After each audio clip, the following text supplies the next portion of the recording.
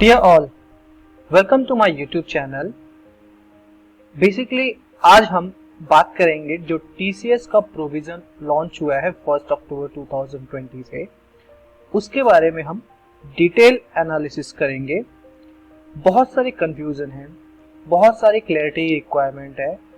तो बेसिकली ये TCS का प्रोविजन है क्या, कुछ क्वेरीज मैंने यहाँ पे लिस्ट डाउन कर रखी है। उस क्वेरीज के थ्रू हम अंडरस्टैंड करेंगे कि ये TCS का प्रोविजन है क्या, इसका कॉन्सेप्ट क्या है, इसकी एंट्री हमें कैसे रिकॉर्ड करनी है और साथ साथ में टैली में इसे हम कैसे कॉन्फ़िगर करेंगे। तो सबसे पहला सवाल आता है, what is new provision of TCS introduce from 1 अक्टूबर 2020। काफी लोगों ने ये सवाल किया मुझसे, तो जस्ट एक ऑब्जर्वेशन के तौर पे मैं आपको बता दूं, TCS जो है कोई नया चीज नहीं है। TCS ऑलरेडी यहाँ पे हमारे इंडिया में अप्लीकेबल है, but that was on selected goods, जैसे कि अल्कोहल हो गया, बुलियन हो गया, ज्वेलरी हो गई, ये जितने भी मतलब लिस्टेड गुड्स है उसमें TCS पहले से ही अप्लीकेबल है। तो जो ये 1 अक्टूबर 2020 से लॉन्च हुआ है, ये TCS अब सारे के सारे गुड्स पे अप्लीकेबल होगा विद स्पेसिफाइड रेट। जैसे कि पॉइंट 1 लिख रखा है मैंने, TCS is a call collection of taxes on invoice raised and it is already in use on several goods. Point 2, new provision has brought some changes in TCS provision from 1 October 2020. यानी कि 2020 अक्टूबर से जो ये TCS का provision launch हो रहा है, ये पुराने TCS को ही कुछ इसमें एडिशनल तौर पे ऐड किया गया है। Receipt of amount against sales of goods if exceed above 50 lakh will be liable for TCS। यानी कि सिंपल अगर हम समझें तो 1 अक्टूबर से लेके 31 मार्च यानी कि ड्यूरिंग द फाइनेंशियल ईयर, हम पीछे की बात नहीं कर रहे हैं, 1 अक्टूबर से हम जो भी गुड्स सोल्ड करते हैं यानी कि जो भी हम गुड्स सेल करेंगे उसका जो भी कलेक्शन 1 अक्टूबर से लेके 31 मार्च के बीच में रिसीव होगा, इफ इट क्रॉस 50 लाख रुपए के ऊपर जाता है, तो जो 50 लाख रुपए के ऊपर जो अमाउंट होगा उस पे हमें TCS कलेक्ट करना पड़ेगा बायर से। Rate of TCS will be 1% on taxable supply of goods. यानी कि जो रेट ऑफ TCS डिफाइन किया हुआ है, दैट इज बजट में डिफाइन किया हुआ था, 2020 का जो बजट था वहां पे 1% था, but as we know corona time पे जो TCS और TDS के रेट है वो 25% से रिड्यूस कर दिए गए हैं। तो फॉर द ईयर 2020 एंड 21 जो TCS हमें चार्ज करना है दैट इज 0.75%। अगर पैन कार्ड नहीं है या फिर आधार नहीं है बायर का, देन क्लियर कट रूल में लिखा हुआ है कि वहां पे 5% TCS कलेक्ट किया जाएगा। तो मोटा मोटा हम ये समझते हैं TCS जो है वो पुराने ही वर्जन का एक्सटेंशन है, उसमें एडिशनल अपडेट्स हैं कि आपको जो अदर गुड्स पे TCS तो लगता ही था, साथ साथ में अब जितने भी गुड्स हैं आपके आप सप्लाई करोगे, being a supplier of goods, आपको आपके पार्टी से अगर पूरे साल में 50 लाख रुपए से अमाउंट रिसीव होता है, तो उस केस में 50 लाख रुपए के ऊपर जो अमाउंट रिसीव हुआ that is based on collection. Based on collection जो भी अमाउंट रिसीव हुआ पार्टी से आपको टैक्स कलेक्ट करना है, दैट इज कॉल्ड TCS, और वो टैक्स आपको मंथली बेसिस पे जो भी ड्यू डेट होगा दैट इज TDS और TCS का ड्यू डेट होता है नेक्स्ट मंथ ऑफ 7, आपको पे करना है। फिर सवाल ये आता है कि what is the purpose behind this. अभी तक तो हम लोग नहीं करते थे, हम लोग गुड्स में डील करते, तो इसका पर्पस क्या है। तो पर्पस मोटा मोटा तौर पे ये डिफाइन हुआ है कि GST डिपार्टमेंट और इनकम टैक्स डिपार्टमेंट दो अलग अलग डिपार्टमेंट है, एक डायरेक्ट टैक्स हैंडल करता है और एक इनडायरेक्ट टैक्स हैंडल करता है। तो हुआ ऐसा कि बहुत सारे जो GST होल्डर थे जिन्होंने GST रजिस्ट्रेशन तो ले लिया, सेल भी किया, बट उन्होंने अपना इनवॉइस GSTR1 में अपलोड नहीं किया। इससे क्या हुआ, GSTR1 में अपलोड नहीं किया, ना ही टैक्स पे किया, तो यहाँ पे टैक्स रिवीजन होने लगे। इसे टैक्स रिवीजन हुआ तो टैक्स रिवीजन तो GST डिपार्टमेंट को GST का रेवेन्यू नहीं मिला, इनकम टैक्स डिपार्टमेंट को इनकम टैक्स का मतलब टैक्स कंप्यूट नहीं कर पाए, तो ये सब चीजों से ओवरकम करने के लिए उन्होंने एक नया प्रोविजन लॉन्च किया फाइनेंस एक्ट में, that is TCS for all types of supply of goods. यानी कि अब जो भी आप गुड्स सप्लाई करोगे उसके ऊपर आपको 1% टीसीएस एडिशनल कलेक्ट करना है, बट उसका टर्म्स एंड कंडीशन है collection basis if it is above 50 lakh. हालांकि ये 50 लाख कैसे काम करेगा इसका एग्जांपल मैंने लिख रखा है, मैं आपको डिटेल में एक्सप्लेन करूंगा एग्जांपल कैसे वर्क करता है ये। नेक्स्ट क्वेश्चन पूछता है, is there limit of criteria? Yes, बिल्कुल लिमिट है, बिल्कुल क्राइटेरिया है।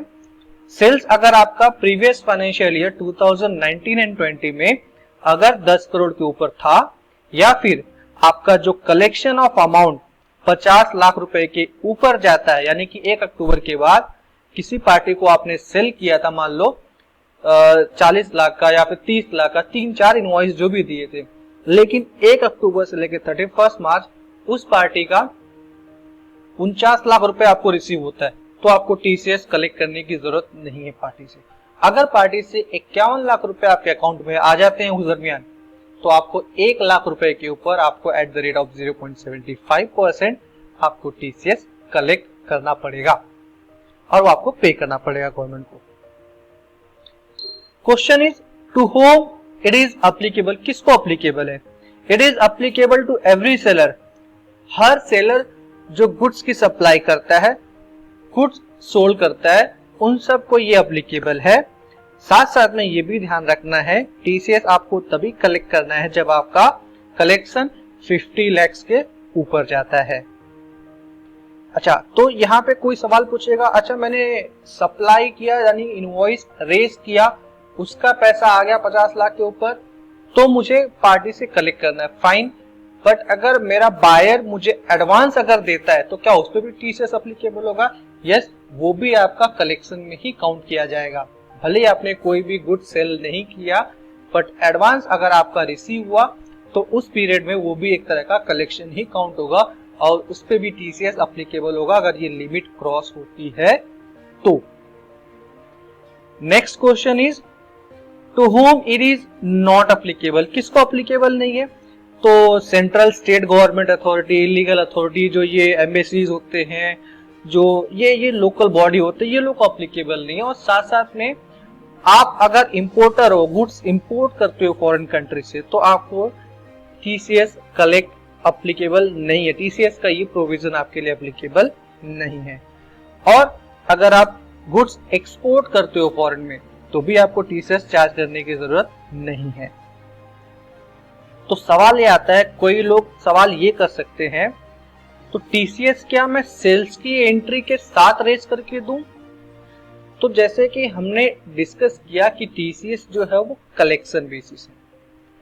आपने पार्टी को इनवॉइस रेज किया 30 लाख रुपए का, तो क्या उसमें टीसीएस लगा के दोगे? तो मेरा सवाल आता है, जब आपने पूरे साल में उस पार्टी को 30 लाख रुपए का इनवॉइस दिया है, कलेक्शन आपका हो सकता है वो इस साल आएगा, हो सकता है वो नहीं आएगा, तो कैसे आप टीसीएस कलेक्ट कर सकते हो उस पार्टी से? पार्टी डिनाई कर सकती है, यानी कि आपका बायर आपको डिनाई कर सकता है टीसीएस देने से। हाँ, अगर आपने इनवॉइसेस रेज कर रखे हैं दैट इज 80 लाख का और पार्टी आपको उसमें से 50 लाख दे देती है, 60 लाख दे देती है, तो डेफिनेटली आपको जो 60 लाख आता है उसमें से -50 10 लाख पे आपको टीसीएस पार्टी से कलेक्ट करना ही पड़ेगा। तो ऐसे काफी केस स्टडीज है, क्वेरीज है कि किस किस केस में हमें टीसीएस कलेक्ट करना है, वो मैं आपको एग्जांपल के साथ आगे बताने वाला हूं। Next question is what is applicability of receipt? Any receipt against sale of goods or advance after 1 October and TCS will be levied on above 50 lakh. वही बात आ गई कि 50 लाख के ऊपर, यानी कि अगर कलेक्शन आपको 52 लाख रुपीज आते हैं -50, तो 2 लाख पे एट द रेट 0.75% आपको टीसीएस कलेक्ट करना है। जिस मंथ में भी आपका ये कलेक्शन का अमाउंट क्रॉस होगा, लायबिलिटी उसी मंथ से आपकी स्टार्ट हो जाएगी। यानी कि आपको ऑन द स्पॉट उस पार्टी को या तो डेबिट नोट कर रेज करो या फिर आप उसका इनवॉइस रेज करो पार्टी को और पैसा आप कलेक्ट करना पड़ेगा आपको। Is it applicable only on goods और सर्विस? अच्छा सवाल है, ये भी सवाल किसी ने पूछा कि क्या खाली गुड्स पे या फिर सर्विस पे या फिर दोनों पे। तो प्रोविजन में ये इंफॉर्मेशन दी हुई है कि टीसीएस उस केस में नहीं लगेगा जिस केस में टीडीएस अप्लाई होता है, या फिर ये जो टीसीएस का नया प्रोविजन है ये उस केस में नहीं लगेगा जिस केस में पुराना टीसीएस का प्रोविजन एप्लीकेबल है। यानी कि जो पुराना, जैसे कि एग्जांपल के तौर पे मान लो आपका ये अल्कोहल पुराने टीसीएस प्रोविजन में ऑलरेडी कवर्ड है, तो उस केस में ये नया टीसीएस का प्रोविजन नहीं लगेगा। अच्छा, सर्विस की बात करते हैं। सर्विस में क्या होता है कि सामने वाली पार्टी आपको हमेशा टीडीएस काट के पेमेंट करती है, तो सर्विस इनवॉइसेस जो होते हैं वो टीडीएस के प्रोविजन में कवर होते हैं। इसलिए सर्विस के केस में आपको टीसीएस कलेक्ट करना नहीं पड़ेगा, यानी कि इनवॉइस अगर आप रेज भी कर रहे हो तो आपको टीसीएस कलेक्ट करने की जरूरत नहीं है।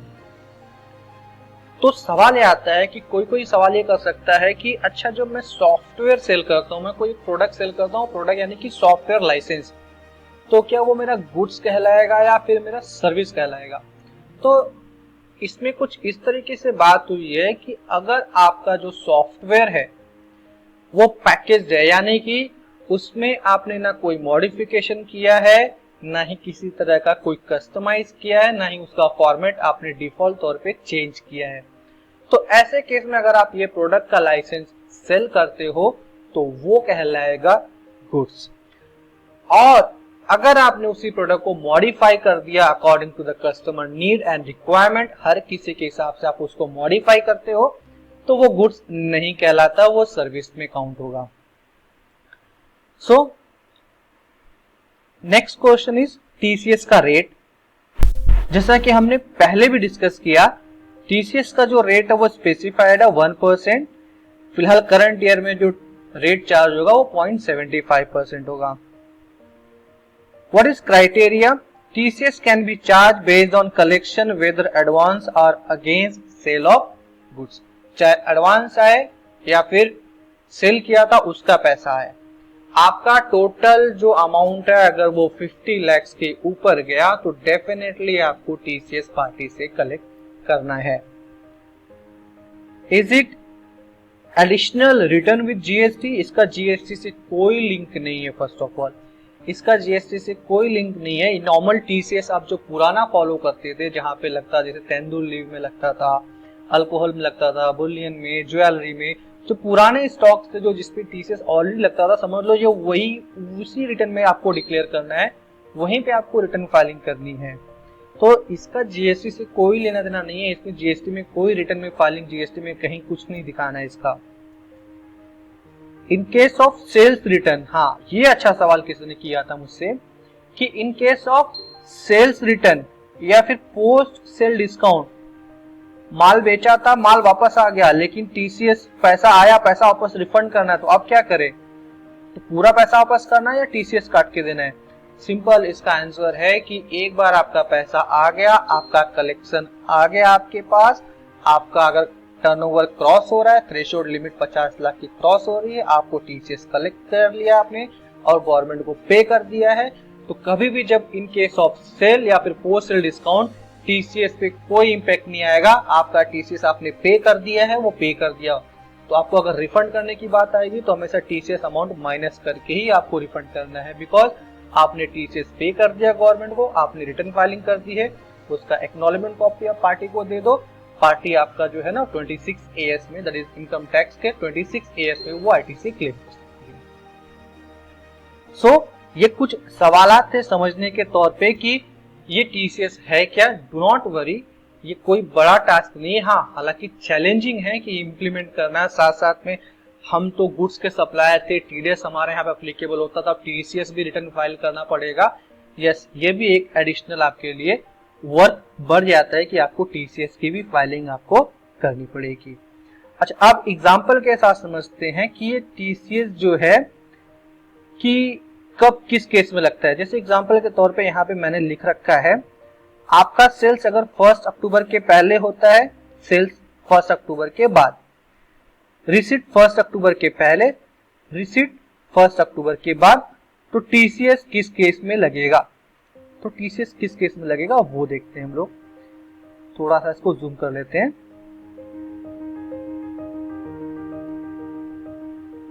चलिए, मान लो आपने बिफोर 1 अक्टूबर 60 लाख रुपए का सेल किया, 20 लाख का आपने आफ्टर 1 अक्टूबर सेल किया, दैट इज 80 लाख रुपीस का टोटल सेल हो गया। 50 लाख पहले ही आ गया, बाकी के टाइम पे फिर 30 लाख आया। तो सवाल आता है कि 1 अक्टूबर के बाद कितना आया? 30 लाख। तो क्या ये 50 लाख के ऊपर गया? नहीं। तो 50 लाख के ऊपर नहीं गया तो थ्रेशोल्ड लिमिट क्रॉस नहीं हुई, तो टीसीएस आपको नहीं पे करना है, कलेक्ट नहीं करना है। सेकेंड केस में पहले आपने सेल किया 20 लाख, बाद में सेल किया 40 लाख, टोटल 60 लाख का सेल हो गया। पहले ही पैसा आ गया 6 लाख का और 54 लाख रुपीस जो है वो आफ्टर में आया। तो क्या यहाँ पे लगेगा? जी हाँ, बिल्कुल लगेगा, बिकॉज थ्रेशोल्ड लिमिट यहाँ पे क्रॉस हो गई है 54 लाख। तो 54 minus 50 is equal to 4 lakh. 4 lakh पे आपको टीसीएस जो है कलेक्ट करना पड़ेगा आपके बायर से। सिमिलर केस, पहले सेल किया 70, आफ्टर को कुछ सेल नहीं हुआ, पहले पैसा आ चुका था 5, आफ्टर आया 65, सेल आपने कभी भी किया, कलेक्शन आपका 65 आया बाद में, देन फाइन 15 लाख पे आपको टीसीएस तो पे करना, दैट इज कलेक्ट करना ही पड़ेगा और पे करना पड़ेगा। पहले सेल किया 30, बाद में 1, पहले ही पैसा आ गया 13 का, बाद में कुछ आया नहीं तो ऑब्वियसली बात है टीसीएस बनेगा ही नहीं। पहले सेल किया 25, लेटर ऑन 35, पहले कुछ भी नहीं आया, बाद में 30 आया, लिमिट क्रॉस नहीं हो रही है तो टीसीएस नहीं बनेगा।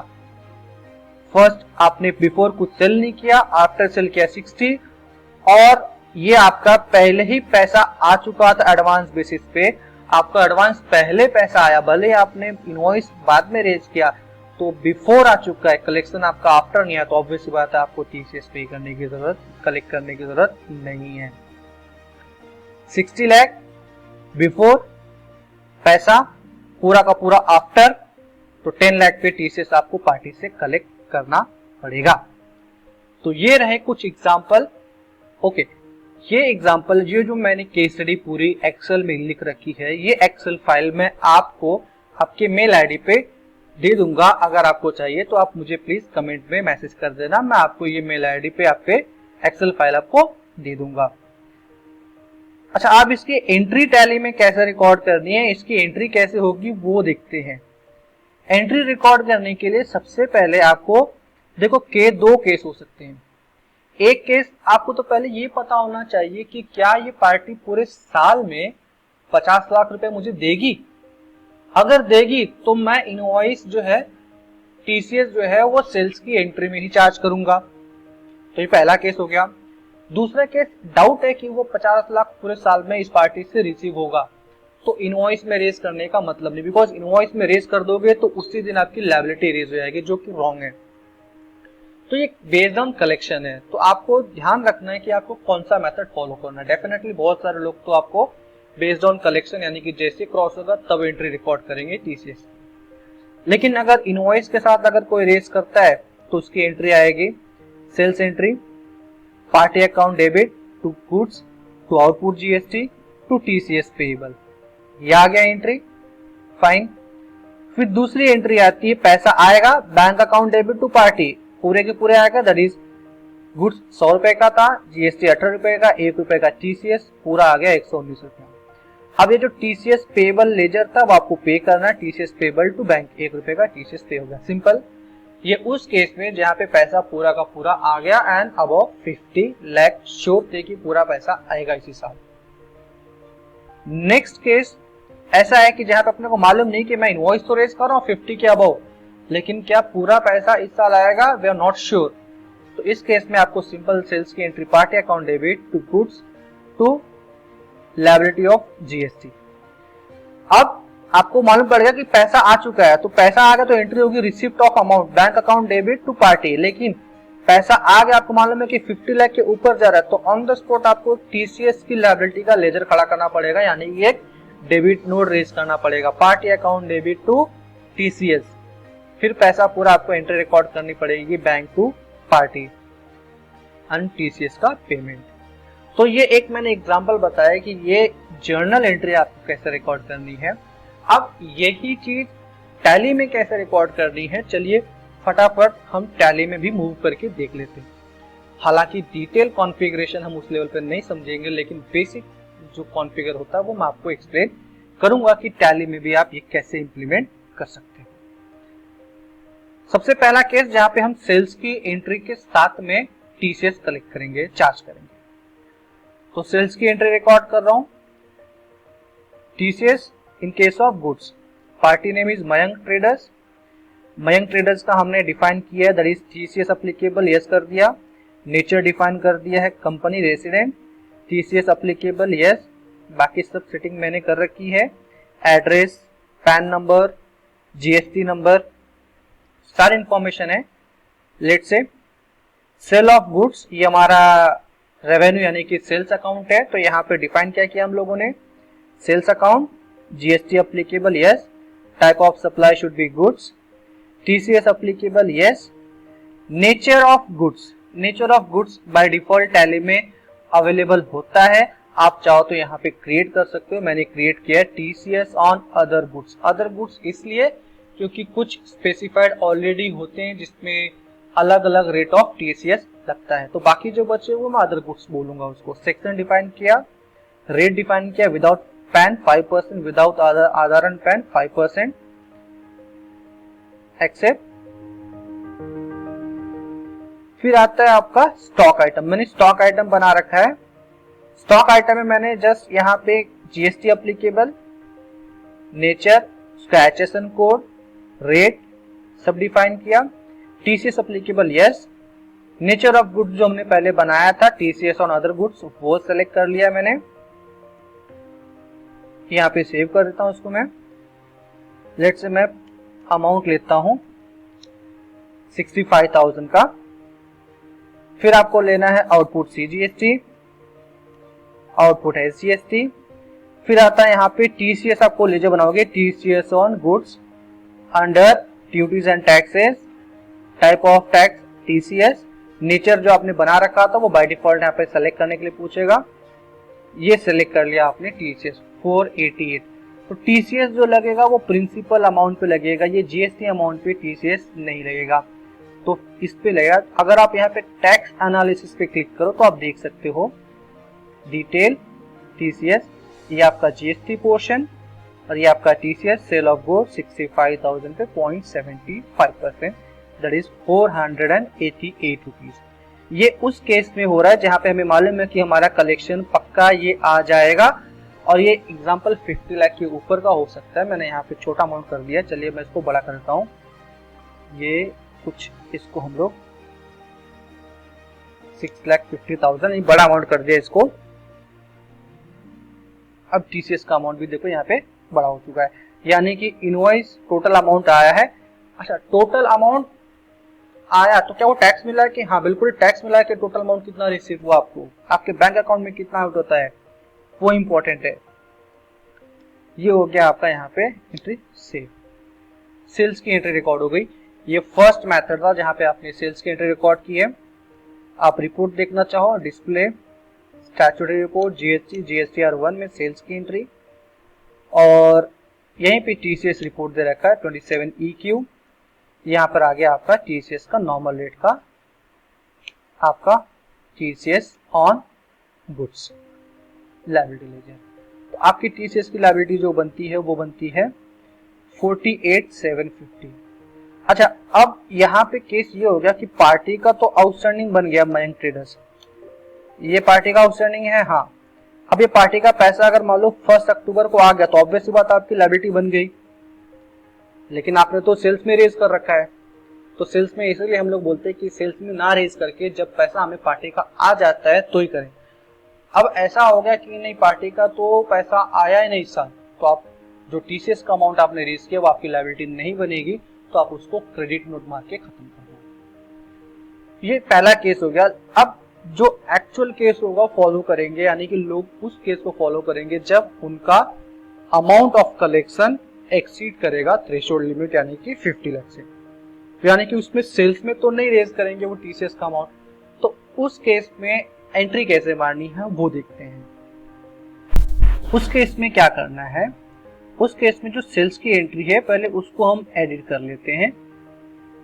सेल्स की एंट्री में जो है मैंने यहां से टीसीएस का लेजर दैट इज जो अमाउंट था वो मैंने निकाल दिया है।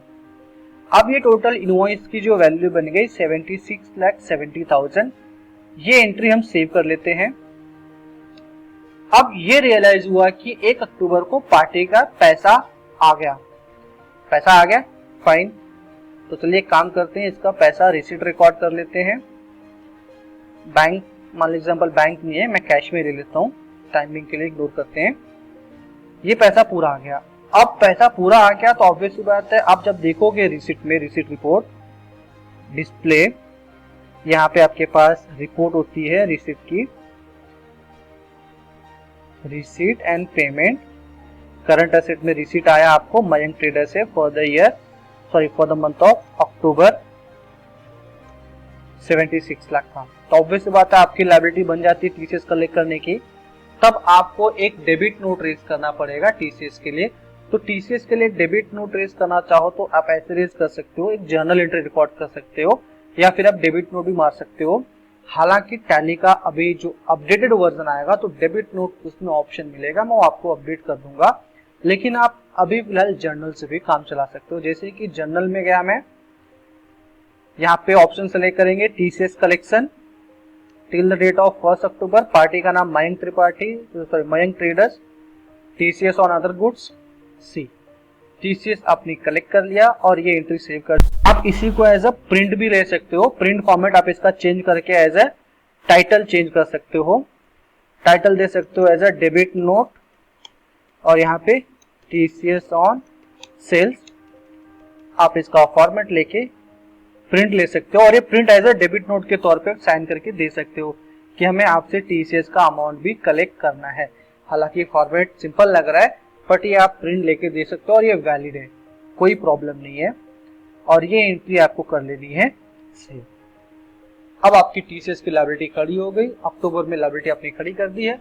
इसका पेमेंट अक्टूबर का अगला मंथ यानी कि नवंबर के 7 तारीख तक आपको पेमेंट कर देना है। इसकी रिपोर्ट अक्टूबर में जाके देख सकते हो।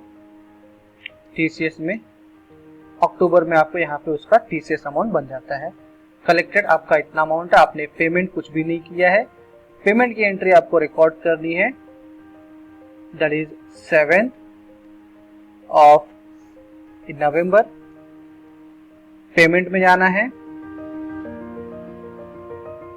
स्टार्ट पेमेंट सेलेक्ट करना है, टीसीएस, और यहाँ पे आपका all company all item bank से पेमेंट करना है, बैंक से पेमेंट टीसीएस कलेक्ट, पूरा का पूरा पेमेंट डन। दैट्स इट, यही पूरा का पूरा प्रोसेस है। कॉन्सेप्ट समझना इंपॉर्टेंट है। ऐसे टैली में एंट्री मारना कोई बड़ा टास्क नहीं है। आप जेबी मार सकते हो, आप एक एडिशनल डेबिट नोट दे सकते हो सकता है कि आप कुछ और तरीके से भी कर सकते हो, बट मेक श्योर कि आपको ये कॉन्सेप्ट क्लियर होना चाहिए। अगर कॉन्सेप्ट क्लियर है तो yes we can do anything. So this was all about TCS process. ये एक्सेल फाइल जो मैंने बना रखी है वो मैं आपको चाहिए तो मेल कर दूंगा। अगर आप मुझे कमेंट में मेल करेंगे या फिर मेरी मेल आईडी मैं यहाँ पे लिख देता हूँ। मेरी मेल आईडी है samadtallyacademy@gmail.com। आप इस मेल आईडी पे मेल कर सकते हैं, मैं आपको मेल कर दूंगा डायरेक्टली, ये फाइल आपको वहाँ पे मिल जाएगी। So yes, it was all about TCS. For any query you can mail us, you can reach us anytime. आप मेरी वेबसाइट विजिट करके मुझे डायरेक्टली वहाँ से भी मैसेज कर सकते हैं। Thank you.